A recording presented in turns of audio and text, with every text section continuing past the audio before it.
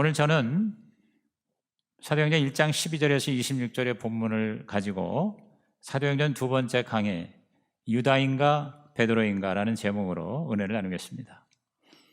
여러분, 예수님의 제자 중에서 다른 사람 이름은 잘 몰라도 가룟 유다는 아마 다 알 겁니다. 예수 안 믿는 사람도 가룟 유다 모르는 사람은 거의 없습니다.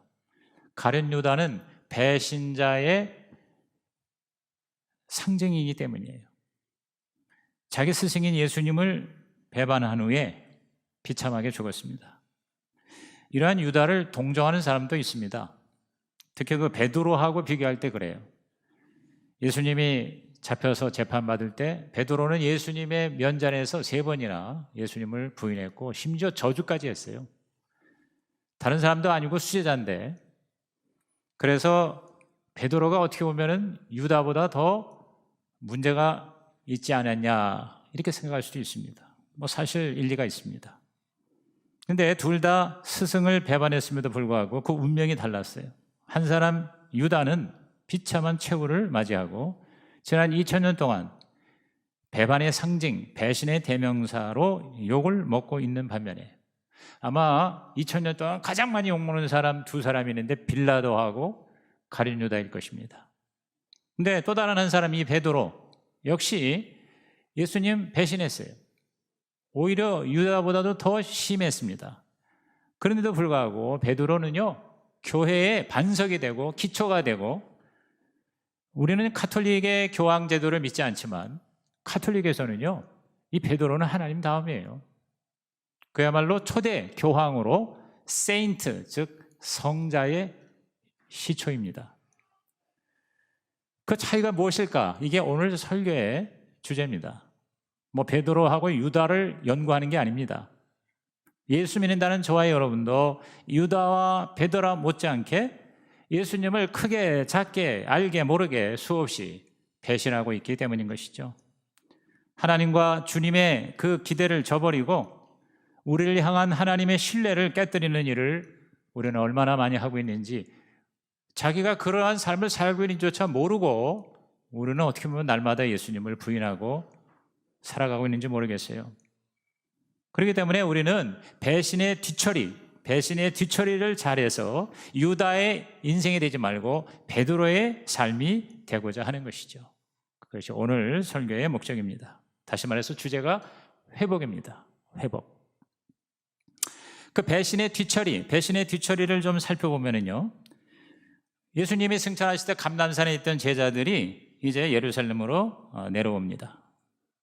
그날이 안식일이기 때문에 멀리 못 나가요. 걷질 못해요. 그래서 가장 가까운 예루살렘의 한 다락방에 모였습니다.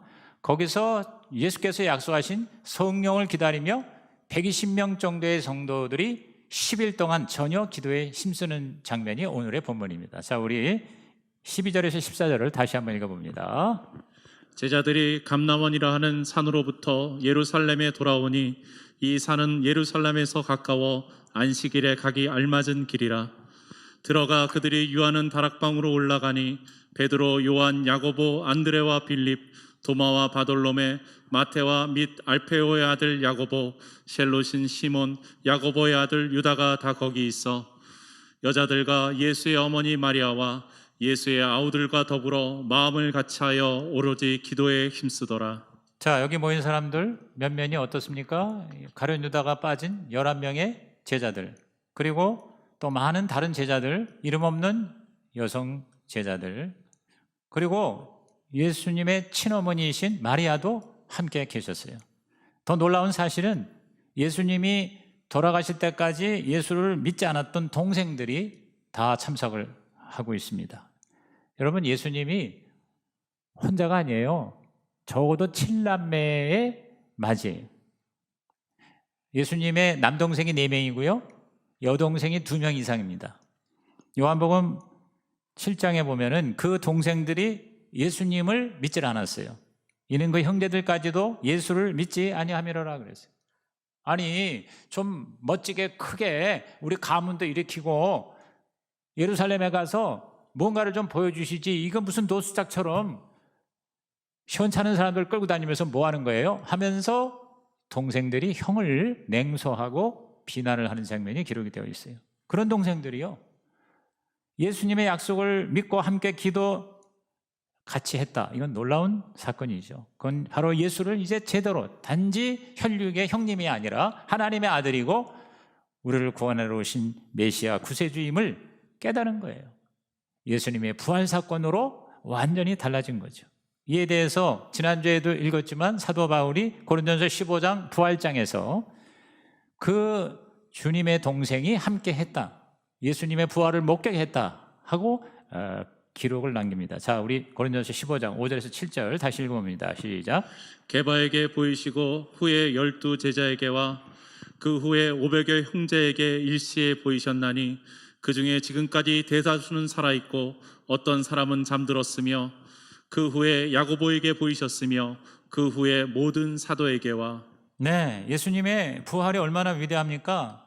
그 예수의 부활 사건을 보고 다 변화가 되었어요. 지난주에 설교 그대로 예수의 부활, 예수의 재림, 그리고 예수가 보내신 성령, 이로 인해서 제자들이 완전히 새로운 삶으로 바뀌게 된 것입니다. 오늘 저와 여러분의 신앙의 기초가 바로 예수 부활 되시기를 주님의 이름으로 축원합니다. 예수님의 부활 때문에 변화되지 않을 사람들 변화가 되는 것이죠.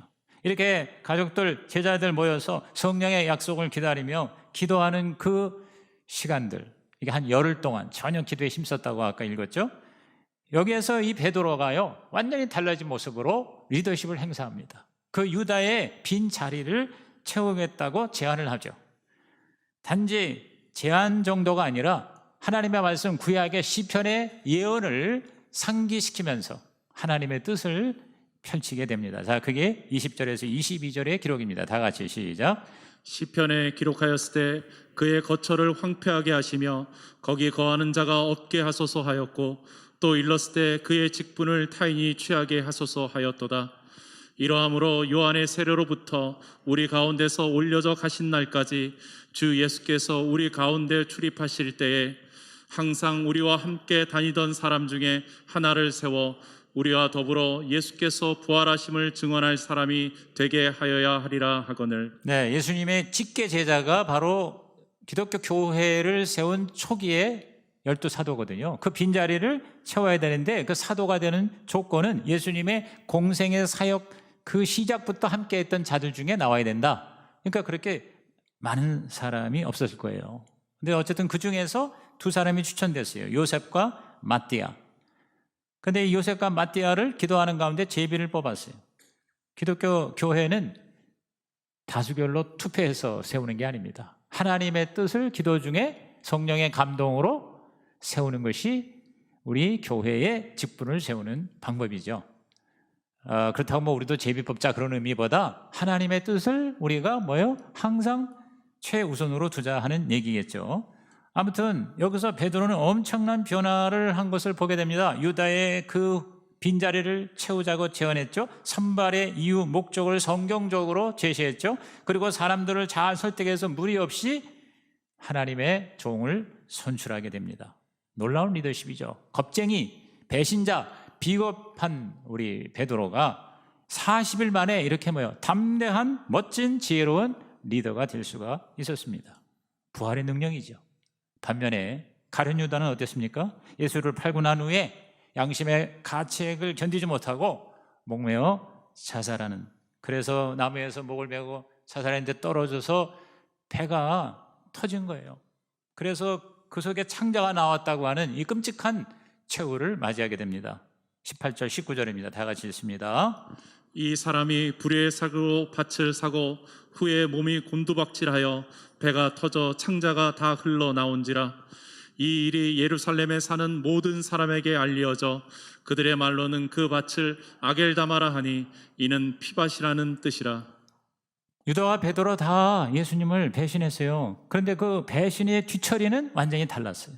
유다는 자살해서 비참한 죽음을 택했고 베드로는 회복이 되어 교회의 큰 기둥이 되었습니다. 무엇이 그런 차이를 가져왔을까? 그 이유를 알아보고 우리의 신앙생활에 적용해 보는 게 오늘 말씀의 목적인 것입니다. 배신의 회복입니다. 2 사람의 차이는 간단해요. 결론부터 얘기하면 유다는 예수님을 사실 믿질 않은 거예요. 믿는 것처럼 보였죠. 사도의 제자의 삶까지 살았어요. 그러나 뭐예요? 진짜 예수를 하나님의 아들 그리스도로 믿지 않은 거예요. 반면에 베드로는 정말 예수님을 믿은 사람이에요. 유다는요, 굉장히 똑똑한 사람이에요. 얼마나 똑똑했는지 바로 재정 문제, 즉 회계를 맡게 되었어요. 그리고 다른 제자들처럼 나가서 능력도 행하고 귀신도 쫓아내고 복음을 전했어요. 그러나 그는요, 진짜 예수를 제대로 믿지 않았다는 거죠. 예수를 안 믿은 특징이 몇 가지 있습니다. 우선 첫째가 뭐냐면 유다는 예수님을 따라다녔지만 예수를 구세주로, 죄를 해결해 주시는 구원자이신 메시아로 따라가지를 않은 거예요. 단지 그냥 뭐요? 위대한 인물, 예언자, 혁명가, 자기의 어떤 스승과 멘토로 삼은 거예요. 그래서 그런지 유다는요, 성경을 아무리 뒤져봐도 예수님을 주님이라고 부른 적이 한 번도 없었습니다. 선생이요, 랍비요, 이렇게만 예수님을 불렀다는 거예요. 그러니까 영적으로 또 내면적으로 예수가 메시아임을 믿지를 못한 거죠. 두 번째는요, 이 유다는 자기 자신의 유익과 야망을 위해서 예수님을 따라간 사람입니다. 오늘날로 말하면 교회에 나오는데 결국 자기 유익을 위해서 교회에 다니는 사람입니다. 뭐 처음에는 그럴 수 있겠죠, 초신자는. 근데 정말 예수를 믿고 예수님의 그 제자로서의 삶을 산다 하는 거는요, 모든 것이 뭐냐? 하나님의 뜻에 우선이 돼야 되거든요. 근데 자기 사업을 위해서 교회 나오는 사람도 있습니다. 정치적인 어떤 목적을 위해서. 요새 뭐 또 대선 이제 기간이 시작됐으니까 정치하는 사람들이 교회에 또 많이 아마 왔다 갔다 할 겁니다. 사회 정의를 위해서, 자기 만족, 자기 유익을 위해서 예수님을 따라 다니는 거죠. 그런데 여러분, 믿음이라는 건 자아 성취가 아닙니다. 자기 만족이 아닙니다. 그게 없으면 교회를 사람들이 뭐예요? 떠나게 됩니다. 유다는 회계 직분을 맡았는데 자기 유익을 위해서 그걸 정말 섬기는 자세로 된 게 아니라 거기서 돈을 훔쳤다고 성경에 기록이 되어 있어요. 아마 그 돈 훔친 거 가지고 부동산 투자를 한 것 같아요. 실제로 그 은 30냥 받아가지고 그걸로 이 아겔다마 밭을 산 거예요. 근데 거기서 뭐예요? 결국은 피를 흘리며 죽은 거죠. 여러분, 오늘 많은 사람들이 교회 와가지고 열심히 봉사도 하고 헌금도 많이 하지만 그것이 뭐냐면 자기를 존중하고 자기를 유익하게 하는, 자기를 만족시키는 그런 행위가 된다면 자기도 모르는 사이에 유다의 길을 걷는 모습일 수가 있다는 것입니다. 제가 지난 주에도 목회 서신회까지 얘기했습니다. 앨런 크라이더의 참 좋은 책입니다. 초기 교회와 인내의 발효, 아비투스, 인내의 발효. 이 책이 550페이지나 되는데 글씨는 작지 내용은 또 얼마나 이 신학적으로 깊이가 있는지 제가 정말 인내심을 가지고 책을 일주일 동안 읽었어요. 그래서 지금 정리하고 있는 중인데요.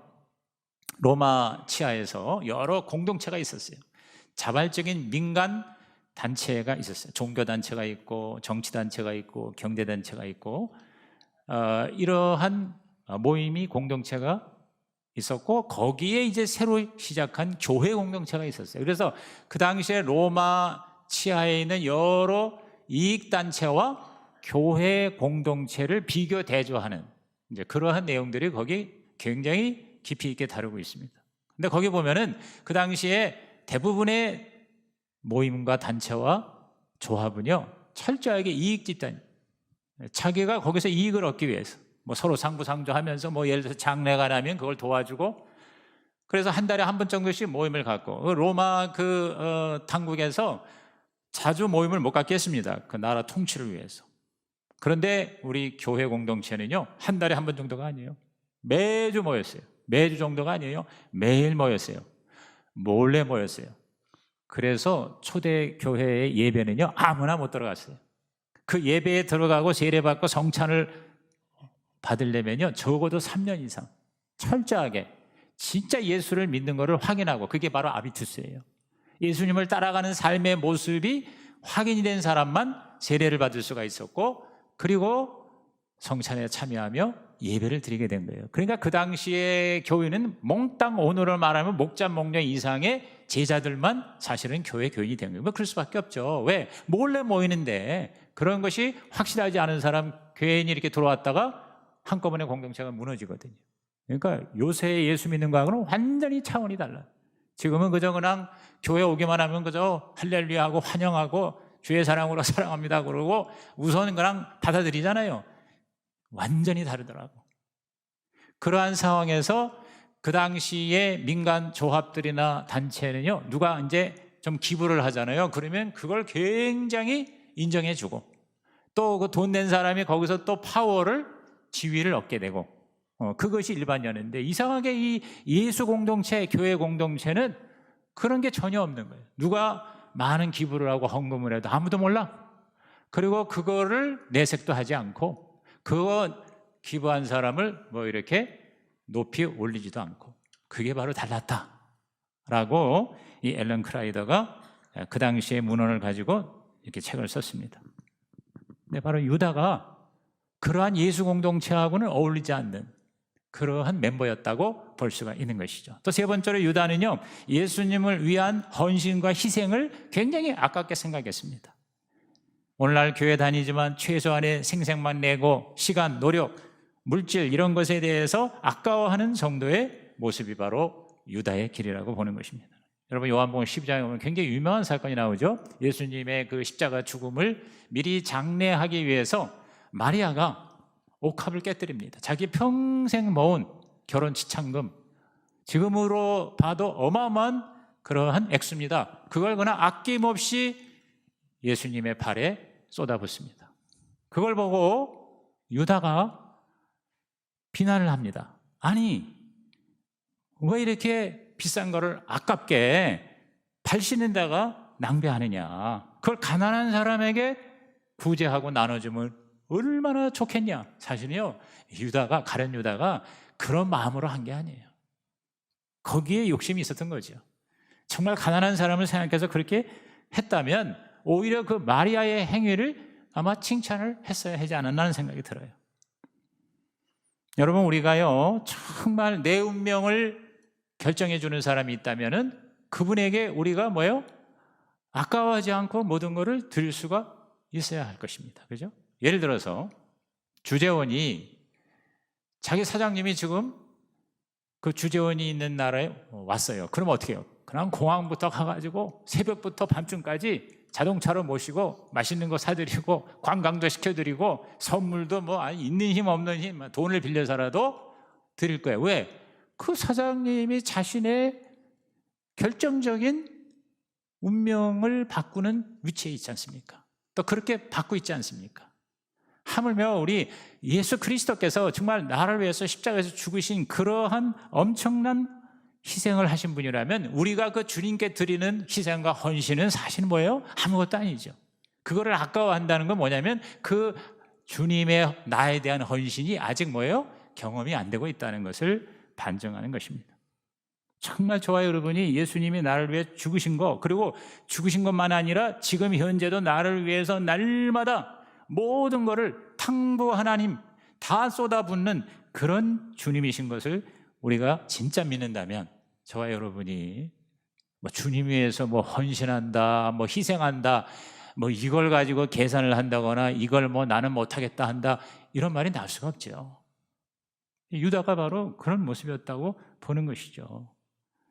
제자고 사도고 그럼에도 불구하고 뭐냐면 예수님을 진짜 믿지를 못한 거예요. 오늘날도요, 교회 와서 예수를 믿는다고 하지만, 그리고 직분도 얻지만 진짜 여러분 주님의 제자, 또 주님을 진짜 믿는다라고 할 수 없는 사람이 뭐예요?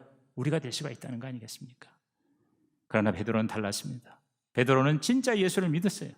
하나님의 아들이시고 그리스도시고 메시아시고 구세주이신 것을 너무나도 분명히 알고 그리고 믿었습니다. 그게 바로 마태 16장 16이죠. 유명한 겁니다. 다 시작. 시몬 베드로가 대답하여 이르되 주는 그리스도시요 살아계신 하나님의 아들이시니이다. 완벽한 고백이에요. 신앙 고백이에요. 사실 베드로는요, 예수님을 정말 이 고백한 대로 죽기까지 충성하려고 했어요. 그럼에도 불구하고 3번이나 부인을 했다는 건 뭐냐면요, 그가 의도적으로 부인한 게 아니란 말이에요. 예수님을 자기가 의지적으로 배신한 게 아니라 자신의 연약함 때문에 실수로 그렇게 한 거예요. 실수로.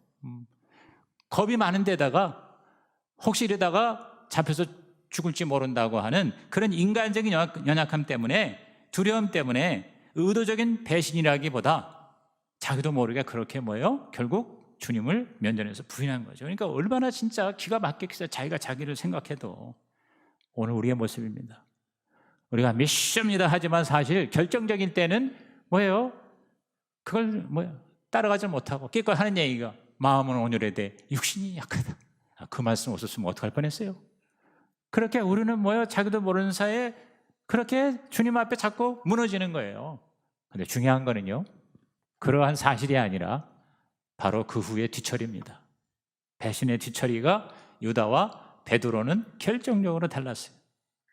바로 주님과의 관계입니다. 유다는 예수님을 멀리 떠났어요. 완전히 떠났어요. 피하여 도망했습니다. 그러나 베드로는 떠날 수가 없었어요. 그 예수님 창피하고 부끄럽지만 그 예수님 다시 찾고 따라간 거예요. 유다는 예수를 팔고 난 후에 후회해서 또 자신의 비참한 모습, 또 어떤 면에서는 그랬을까요? 아니 정말 내가 말이야 뭔가 좀 있는 줄 알고 따라간 이것밖에 안 돼. 나를 이 모양으로 맺는 거야. 이런 식으로 끝까지 죽으면서까지 아마 자기 스승을 저주했는지 몰라. 그러니까 목에 매달아 죽었어요. 나무를 찾아가서 나무에다 목을 맸어요. 여러분, 이 유다가 자기 목을 매는 나무가 아니라 예수님의 십자가 나무를 찾아갔다면 그의 인생은 완전히 달라졌을 것이라고 보는 것이죠. 그렇지 않습니까? 다시 회복되면 제가 볼 때 유다는요 베드로보다도 더 위대하게 쓰임을 받을 수가 있는 그러한 실력이 있었어요. 회개하지 않았기 때문에. 후회만 했지 회개를 못한 거죠. 그러나 베드로는 어떻게 했어요? 베드로는 회개했어요. 주님을 다시 찾았어요. 무덤에 제일 먼저 달려간 사람이 베드로였어요. 그리고 부활하신 주님이 바닷가에서 부르니까 그냥 배에서 그냥 급하니까 그냥 막 물로 몸을 던졌어요. 그리고 주님 품에 뛰어들었어요. 여러분, 이렇게 주님은요, 우리 아버지는요, 탕부 하나님은요, 비참한 모습일지라도 자기를 향하여 돌아오고 찾아오는 자를 회복시켜 주시는 것입니다. 오늘 저와 여러분이 이 주님과 다시 회복의 관계가 되기를 주의 이름으로 축원합니다. 여러분, 유다 베드로의 이야기는 남의 얘기가 아니에요. 우리 이야기. 자기 자신 때문에, 유익 때문에 그리스도를 멀리 떠나고 계산해가지고 아이고 이거 안 되겠어 하고, 여러분 진짜 예수를 믿는 척만 하고 있습니까? 그게 바로 배신이 아니고 뭡니까? 옛날에 내가 열심히 하는데 베드로처럼 두렵고 겁이 많고 그리고 나한테 손해가 날 것 같으니까, 또 사람들의 눈총과 조롱과 비판이 무서워서 여러분 나도 모르게 주님을 배신하고 있습니까? 지금 이 코로나에 아주 직결되는 말씀이라고 저는 생각합니다. 교회 가는 거를 얘기도 못하고 그런, 혹시 또 그러고 교회를 떠나고, 그리고 하나님과의 관계는 점점 멀어지고 그냥 편하다 보니까 자기 안일 때문에, 또 내가 힘드니까 주께서 나에게 주신 사명을 포기한다. 이게 뭐로 배신이 아니고 무엇이겠어요? 여러분, 배신이라는 게 무슨 특별한 게 아니에요. 예수님의 신뢰를 저버리는 것이 그게 바로 배신 아닙니까? 주님이 주신 사명, 사역을 포기하는 것이 배신이 아닙니까? 내가 하나님 앞에 약속했고, 내가 서약했고, 내가 간증했고, 내가 이렇게 살겠다고 하나님 앞에 기도했는데, 여러분 어쩔 수 없이 내가 하다 힘들어서 연약해서 못하는 그것이 아니라, 이게 보고 하고 자기가 자기 의도적으로 주님을 포기한다, 하나님의 뜻을 거스른다, 그렇게 꼭 해야 되는데 안 하거나 하지 말아야 되는 데를 하거나, 이런 것이 있다면 저와 여러분 오늘 그것이 비난의 지금 대상이 아니고 회개하고 회복하시기를 주의 이름으로 축복합니다. 유다처럼 믿음이 없습니까? 베드로처럼 믿음이 연약합니까? 오늘 저와 여러분은 베드로의 길을 택하시기를 주의 이름으로 축원합니다. 어차피 내가 그냥 배신하고 어차피 내가 못한 거 그냥 아예 다 싹 포기하고 돌아서자. 이제 더 이상 교회 어쩌고 이런 것 때문에 고민하지 말자. 여러분, 이거 완전히 폭망입니다. 절대 그러시면 안 돼요. 자학하고 자책하지 말고 진정한 회개하는 거예요. 하나님은 저와 여러분이 막 이렇게 유다처럼 말이에요, 괴로워가지고선 자기 목숨 끊는 거, 그걸 원하는 게 아니라 하나님께 죽겠어도 그냥 찾아오는 거죠. 여러분, 베드로가 완전 회복된 결정적인 장면이 뭡니까? 요한 복음 마지막 장이죠. 부활하신 주님께서 베드로에게 3번 질문을 합니다. 내가 나를 사랑하느냐? 내가 나를 사랑하느냐? 지금 베드로는요, 옛날에 막 큰 소리 빵빵 쳤는데 왕창 자기가 하나님 앞에, 주님 앞에 이렇게 비참하게 배신자가 된 것을 생각하니까 이제는 자기가 큰 소리를 칠 수 없는 거예요. 자기가 자기를 알거든요. 주님은 사랑하지만 그러나 내가 큰 소리 칠 수 없다는 걸 아는 거예요. 큰 소리 친다고 되는 것도 아니라는 걸 아는 거예요. 그러니까 그냥 끙끙거리다가 뭐라고 베드로가 3번 대답합니까? 주께서 아시나이다. 내가 주를 사랑한 줄을 주께서 아시나이다. 근데 예수님은 야, 웃기는 소리 하지 마라. 너 맨날 그 소리만 했지. 너 어쩌다가 그랬냐? 아니, 그럴 수가 있냐? 그렇게 얘기하지 않고 아무 소리 안 하고 예수님께서 뭐라는지 알아요? 내 양을 먹이라 그랬어요. 내 양을 먹이라. 이 베드로를 완전 회복시켜 주시는 거예요. 부족하기 짝이 없지만 배신자였지만 그러나 주님의 동역자로 주님의 일을 대신할 수 있는 사역자로 내 양떼를 먹여하라. 그렇게 말씀하신 거예요. 여러분, 거기에다가 성령을 받으니 이 베드로가 완전히 달라지죠. 나중에 거꾸로 십자가에 못 박혀 순교하는 자리까지 들어가게 됩니다. 겁쟁이 배신자가 위대한 순교자가 되고 여러분 기독교 역사상 최고의 성자가 된 것입니다. 여러분, 저와 여러분이요, 첫째 배신자가 되지 말아야 되고 또 배신의 자리에 있다면 뒤처리를 잘하면 돼요. 그런 말이 있습니다. 믿음이 없으면 의리락도 있어야지. 제가 어느 교회 가서 말씀을 전하는데 그 자리에 목자가 와서 간증을 합니다. 그 아마 목자 분가식 하는데 그 목자가 이제 격려하는 차원에서 자기 목장에서 분가한 후배 목자에게 하는 얘기예요. 믿음이 약하면 의리락도 있어야 됩니다. 그러면서 자기는 나를 구원하고 나를 지금까지 키워준 이 교회와 목사님을 나는 끝까지 의리를 가지고 충성하겠다. 우리 목장에서 성장한 당신도 그러한 자세로 이 목회를 담당하세요. 그랬어요. 오늘 우리 주님이 저와 여러분을 끝까지 붙들어 주십니다. 하나님은 절대 우리를 배신하지 않으세요. 우리가 배신할 뿐이에요. 그러나 배신한 것조차도 하나님은요, 저버리지 않으세요. 다시 회복되기를 원하세요. 고쳐서 쓰시는 하나님, 저와 여러분의 삶의 주인이 되시기를 주님의 이름으로 축원합니다. 저 구약에 이 남은 자 사상이 있어요. 저는 참 우리 교회가 그동안 이런저런 그리고 코로나까지 오면서 많은 성도들이 이 교회를 떠났지만 이렇게 여러분이 끝까지 남아있는 여러분을 진심으로 저는 감사드리고 싶어요. 여러분이 바로 렘넌트예요. 영어로 렘넌트가 뭐냐면 남은 자예요. 남은 자. 이스라엘 백성이 다 하나님을 배반하는 우상을 숭배하고 다 흩어졌지만 끝까지 남은 자들 때문에 결국 이스라엘이 됐다는 것이죠. 오늘 여러분이 바로 그러한 베드로의 길이 되기를 주의 이름으로 축원합니다. 자, 1분 시간 드릴게요. 우리 1분 동안 여러분께서 오늘 말씀에 여러분이 뭔가 한 가지를 여러분이 적는 걸 아비투스로 하세요. 아비투스로.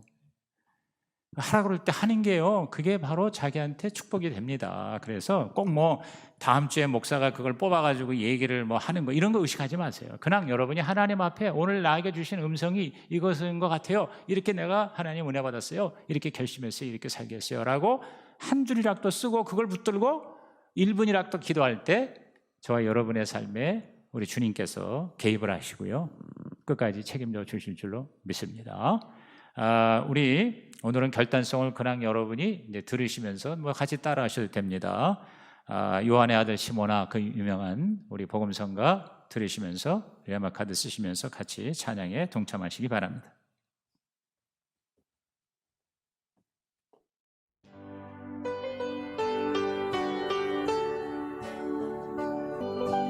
요한의 아들 시모나, 내가 다른 사람들보다 나를 더 사랑하느냐 하고 주님은 물으셨네. 요한의 아들 시모나, 내가 다른 사람 사람들보다 나를 더 사랑하느냐 하고 주님은 물으셨네. 그때 나는 주께 대답했네. 내가 주를 사랑하는지 주님께서 아십니다. 주님께서 내 마음을 아시니 요한의 아들 시몬아, 내가 다른 사람들보다 나를 더 사랑하느냐 하고 주님은 물으셨네. 내게 오는 많은 양들 내게 맡겨줄 테니 사랑하는 내 친구여, 많은 양떼를 부탁한다. 그때 나는 주께 대답했네. 내가 주를 사랑하는지 주님께서 아십니다. 주님께서 내 마음을 아시니 주님께서 내 마음을 아시니 주님께서 내 마음을